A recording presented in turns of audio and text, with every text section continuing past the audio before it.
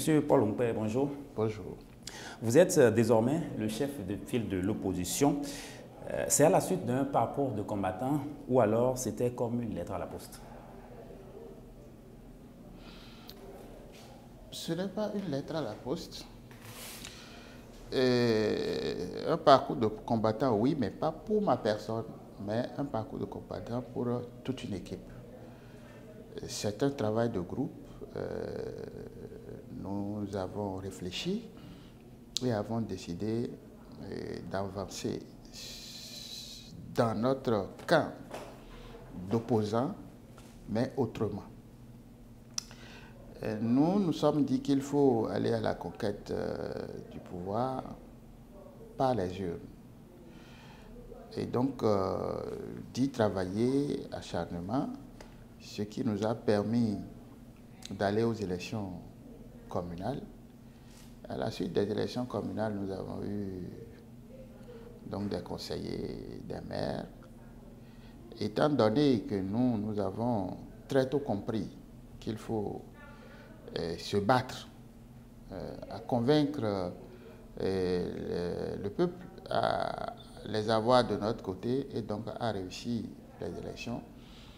Cela nous a permis donc de nous imposer comme chef de file de l'opposition.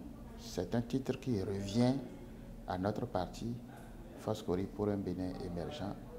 Et je dois profiter pour nous féliciter, nous membres FCBE, et surtout remercier tous ceux qui y ont travaillé pour que nous soyons là. Vous êtes chef de file de quelle opposition?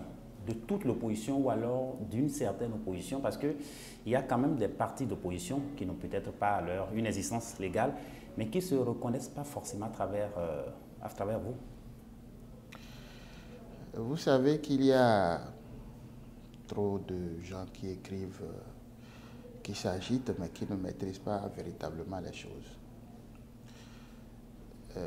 Une opposition est une opposition. À l'intérieur, il peut y avoir quelques, disons, divergences de méthode. Mais dès que vous vous prononcez contre un pouvoir, c'est que vous êtes de l'opposition. Donc, il y a une seule opposition, mais à l'intérieur avec des diversités. Ah, franchement, vous parlez, plusieurs se disent opposants, mais sur les réseaux, dans les médias, sans être véritablement de l'opposition. C'est-à-dire? C'est-à-dire qu'il y a une procédure.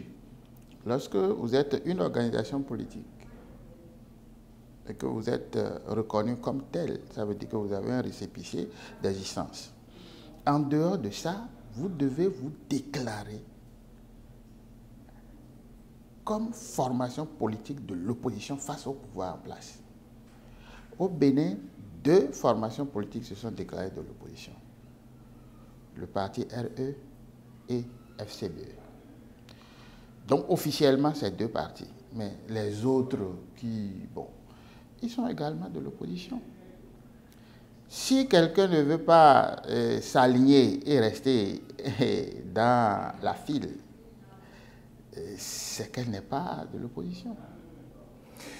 Donc, nous pensons que nous représentons totalement l'opposition du Bénin.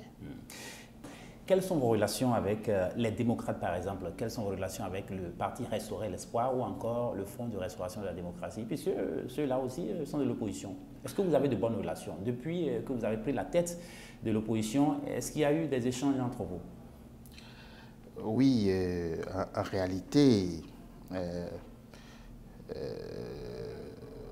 nous étions chacun dans sa formation politique. Chacun essayait de lutter à sa manière dans son groupe politique. Mais depuis que nous sommes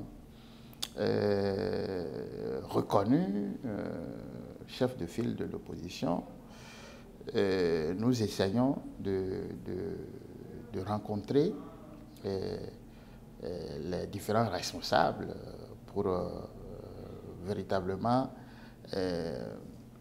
recueillir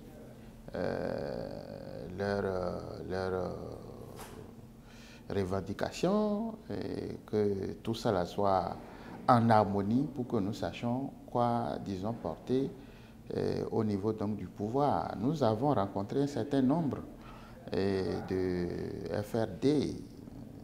Il y en a d'autres que nous continuons de rencontrer. Il y en a d'autres vous savez, les démocrates, il y a une petite scission. Il y en a que nous rencontrons et nous pensons continuer pour que nous ayons un même langage face au pouvoir. Les méthodes peuvent ne pas être les mêmes. Bon, là-dessus, ce sera difficile de pouvoir allier. Mais du point de vue du langage, tout ce que nous souhaitons à ce qu'on revoie du point de vue donc de la gouvernance, des différentes lois qu'on vote, des difficultés que rencontre le peuple béninois, je crois que là-dessus, nous allons nous entendre et continuer le combat. Beaucoup d'opposants sont aujourd'hui en prison, certains en exil pour une raison ou pour une autre. Qu'est-ce que vous entendez mener comme démarche à l'endroit de ceux-là ou à l'endroit peut-être du pouvoir ou à l'endroit de ceux qu'ils ont en face afin qu'ils puissent rentrer peut-être au pays, afin qu'ils puissent sortir de leur situation qui ne les arrange forcément pas? Que pensez-vous donc mener comme action, comme démarche à l'endroit des opposants qui séjournent en prison, en tout cas des membres des partis d'opposition qui séjournent en prison ou qui sont en exil pour une raison ou pour une autre? Bon, je crois qu'il faut aller au cas par cas. Hein. Il y a des gens qui ont posé des actes sur lesquels ils ont été interpellés. À ce niveau, il revient à la justice de faire son travail, mais avec une certaine célérité pour que les gens soient situés. Si la justice qu'on leur offre est équitable, l'opposition ne pourra rien. C'est-à-dire qu'il y a une procédure normale. Et les gens sont jugés dans le temps qu'il faut et qu'ils sont situés sur leur sort. Je crois que maintenant, si c'est en violation de leurs droits, nous allons nous dresser contre. Mais il y en a d'autres qui qui ont des problèmes particuliers, des problèmes avec des individus. Vous savez, moi qui suis ici, il y en a que contre qui je vais intenter un procès. Lorsqu'on vous vilipende, on vous insulte, on ment sur votre compte, sur les réseaux, et que vous êtes de l'opposition, que je sois moi victime de l'opposition ou de la mouvance et que je vous traîne devant la justice, ça n'a rien à voir avec la politique. Il y a de ces cas-là, mais parce qu'ils se déclarent de l'opposition, on pense que c'est comme une immunité et qu'on peut se dire tout, on peut vilipender, on peut mentir, on peut dire tout sur les autres. Si un simple citoyen vous conduit devant la justice parce que vous avez, disons, porté atteinte à ses droits, mais nous ne pouvons pas dire que parce que nous sommes de l'opposition, bon, donc on va se mettre à dire, mais non, il faut sérieux. Alors, par rapport à ceux qui sont en exil, il y en a qui, du fait qu'ils sont soupçonnés d'être des mineurs, ont été convoqués et puis ils ont fui. Des mineurs de trouble. Bon, il y en a d'autres qui, parce que quelqu'un les a appelés, il y a un véhicule qui traîne devant ta maison, des gens cagoulés, des gens ceci, et on ne vérifie pas, on prend le large. Si on ne se reproche pas quelque chose, on doit d'abord attendre pour vérifier. Donc, il y en a qui sont à l'extérieur simplement parce qu'ils soupçonnent que bon, le pouvoir serait derrière eux. Là, je ne sais quoi dire. Mais il y en a d'autres qui peut-être se sentent donc menacés véritablement ou bien convoqués sur les questions de troubles et tout ça là qui sont fuis. De toutes les façons, ce n'est pas normal pour notre pays qu'on dise que des gens sont en exil. C'est gênant. Ce n'est pas un bon indicateur d'une bonne démocratie. Et que des gens soient en prison Et si c'est pour leur opinion qu'ils sont en prison, eh bien, nous ne pouvons que déplorer. Maintenant, si c'est sur des faits réels, que cela soit exposé et que la justice fasse son travail de façon indépendante. C'est cette indépendance-là que nous réclamons et qu'il faut que donc le pouvoir nous rassure par rapport à la façon de conduire ces différents procès. Est-ce que pensez-vous que l'opposition doit faire aujourd'hui? Se regrouper? C'est-à-dire, quel appel vous avez peut-être à lancer à l'endroit de l'opposition, de tous les opposants du Bénin? Bon, je crois que, étant chef de file, nous sommes ouverts à une intégration des forces. Face au pouvoir en place, nous n'avons pas d'autre solution que de nous revoir, de nous asseoir et de nous mettre ensemble. Parce que nous allons réclamer, intervenir partout pour que toutes les forces politiques qui veulent aller aux élections soient acceptées. Mais les conditions de 10% vont toujours frapper. Moi, ces 10%-là, surtout pour les législatives, individu que je ne suis pas contre. Mais nous allons mener le débat au niveau donc de l'opposition pour avoir une position normale.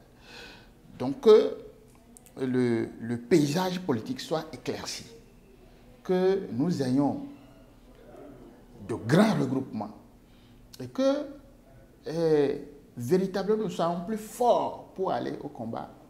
Moi, je trouve que c'est chose normale. Vous savez, ce qui est difficile au Bénin, c'est de rester ensemble. Vous allez voir, toutes les coopératives qui ont été créées ont échoué. Vous avez une petite équipe, que ce soit de groupes de musique ou de théâtre ou de ceci, ça ne dure jamais. Ça veut dire que rester ensemble est une épreuve pour les Béninois. Encore une équation. Une équation. Donc, ces conditions qui nous obligent à nous accepter et à rester ensemble pour constituer de grands ensembles, je crois que ce n'est pas encore mauvais. C'est d'éviter donc cette hantise ou cette malice qui ne veut pas qu'on voit quelqu'un devant. Dès que ce n'est pas soi, il faut qu'il échoue, il faut tout faire pour que ce ne soit pas lui. Ça va toujours nous empêcher d'être des gens capables donc, de surmonter nos égos. Donc, moi, je pense que se regrouper pour remplir les conditions de surmonter la condition des 10%, je crois que ce serait une bonne chose. Nous, étant chef de file de l'opposition, sûr de toujours réunir les 10%, nous pouvons prendre avec nous les autres forces pour que nous puissions franchir cette barre. Parce que le tout ne suffit pas d'avoir, pour nous, notre défi n'est pas d'avoir les 10%. Pour FCB, ça ne pose pas de problème. Mais notre défi, c'est d'avoir suffisamment de députés à l'Assemblée pour donc donner... Députés opposants à l'Assemblée pour donc agir sur le vote des lois. Monsieur Paul Mpé, je vous remercie. Merci beaucoup.